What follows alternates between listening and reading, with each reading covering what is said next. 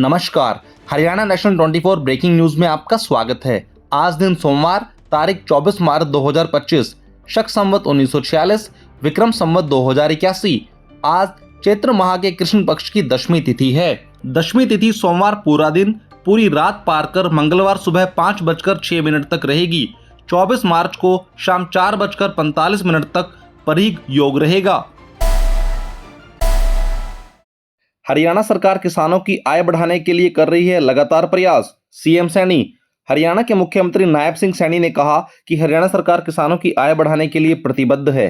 किसानों के हित में अनेक योजनाएं शुरू की गई हैं। इस वर्ष कृषि बजट में 19.2% की वृद्धि की गई है।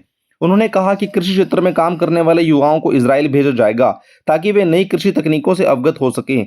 उन्होंने घरौंडा में इंडो इजराइल सब्जी उत्कृष्टता केंद्र में छात्रावास और सेमिनार हॉल के निर्माण की घोषणा की और 74 प्रगतिशील किसानों को सम्मानित किया। शहीदी दिवस पर मुख्यमंत्री ने क्रांतिकारी शहीद भगत सिंह, सुखदेव और राजगुरु को उनकी शहादत पर श्रद्धांजलि दी। उन्होंने हरियाणा बागबानी पत्रिका का विमोचन भी किया और किसानों द्वारा लगाई गई प्रदर्शनी का अवलोकन भी किया। मुख्यमंत्री आज घरौंडा स्थित इंडो इजराइल सब्जी उत्कृष्टता केंद्र में आयोजित 3 दिवसीय 11वें मेगा सब्जी एक्सपो 2025 के समापन समारोह में बतौर मुख्य अतिथि बोल रहे थे। उन्होंने कहा कि किसान हरियाणा का गौरव है। उन्होंने पारंपरिक फसल चक्र से हटकर सब्जी की फसल और मधुमक्खी पालन में नवाचार और आधुनिक तकनीकों के माध्यम से उत्पादन बढ़ाकर एक मिसाल कायम की है। यह प्रदर्शनी किसानों के लिए कृषि तकनीकों की जानकारी प्राप्त करने का एक महत्वपूर्ण मंच है। इस 3 दिवसीय एक्सपो में किसानों को बागबानी, सब्जी उत्पादन और मधुमक्खी पालन से जुड़ी नई तकनीकों, उन्नत किस्मों और आधुनिक कृषि उपकरणों की जानकारी मिली। उनकी अनेक समस्याओं का समाधान किया गया तथा नई संभावनाएं भी तलाशी गई। बजट में खेती, पशुपालन और बागबानी को शामिल किया गया है। मुख्यमंत्री नायब सिंह सैनी ने कहा कि राज्य सरकार किसान हितैषी सरकार है।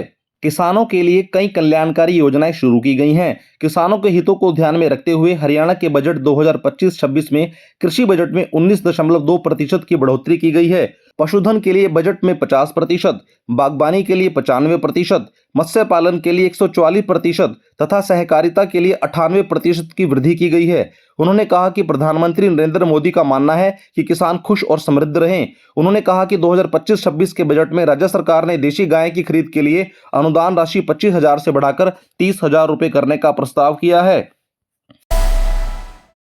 गाना ट्यूशन दे बदमाशी का फेमस सिंगर मासूम शर्मा का माइक छीना। गुरुग्राम में सिंगर का शो एसीबी ने बीच में रुकवाया। पुलिस बोली परमिशन का उल्लंघन किया।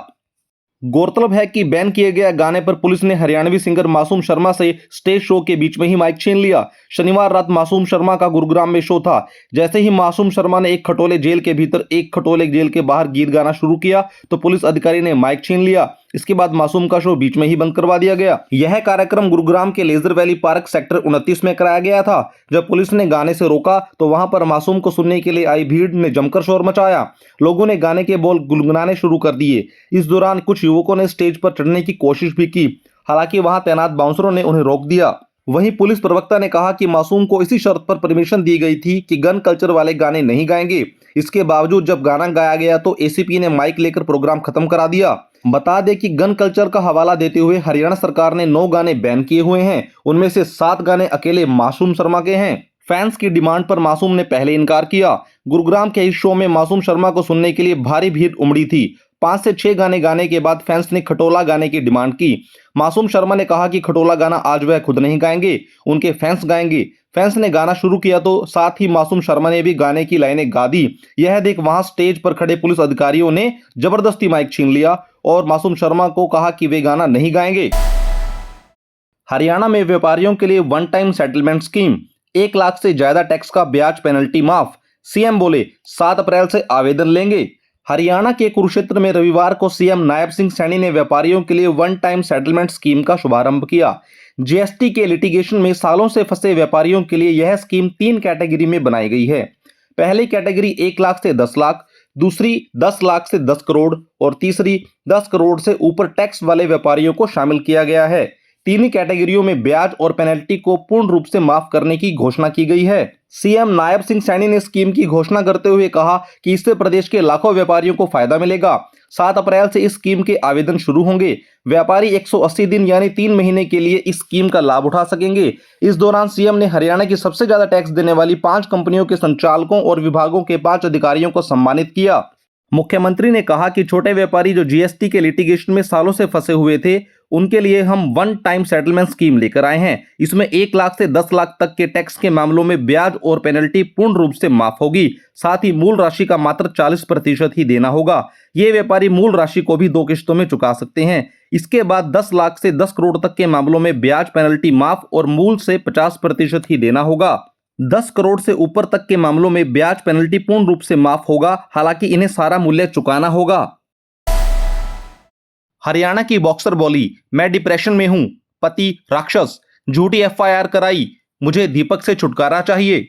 हिसार की रहने वाली इंटरनेशनल बॉक्सर स्वीटी बुरा अपने पति दीपक हुड्डा से विवाद के बीच रविवार को पहली बार मीडिया के सामने आई।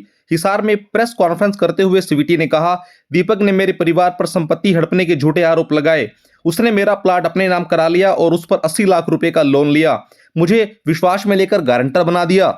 मारपीट से तंग आकर मैंने हिसार एसपी को कहा था कि मुझे बस तलाक चाहिए। दीपक ने मुझ पर झूठी एफआईआर करा दी है। अधिकारियों से मुझ पर दबाव बनाया गया। मुझे घंटों थाने में बैठाकर रखा गया। मैं डिप्रेशन में हूं। मुझे कोई पैसा नहीं चाहिए। मैं भिखारी नहीं। मुझे उस राक्षस से छुटकारा चाहिए। दीपक ने जो मेरे साथ किया उसका बदला भगवती मां लेगी। कल हम इस मामले में रोहतक आईजी से मिलेंगे। बता दें कि बॉक्सर स्वीटी बुरा और उसके पति दीपक का आपसी विवाद चल रहा है। दोनों आपसी विवाद के कारण एक दूसरे से जल्दी ही तलाक चाहते हैं। महिलाओं के लिए विशेष खबर, 31 मार्च तक महिला सम्मान सेविंग सर्टिफिकेट पर निवेश का मौका। बता दें कि महिला सम्मान सेविंग सर्टिफिकेट MSSC स्कीम में निवेश के लिए अब 10 दिन से भी कम का समय रह गया है। सरकार द्वारा महिलाओं के लिए चलाई जा रही ये खास इन्वेस्टमेंट स्कीम 1 अप्रैल 2025 से बंद हो रही है।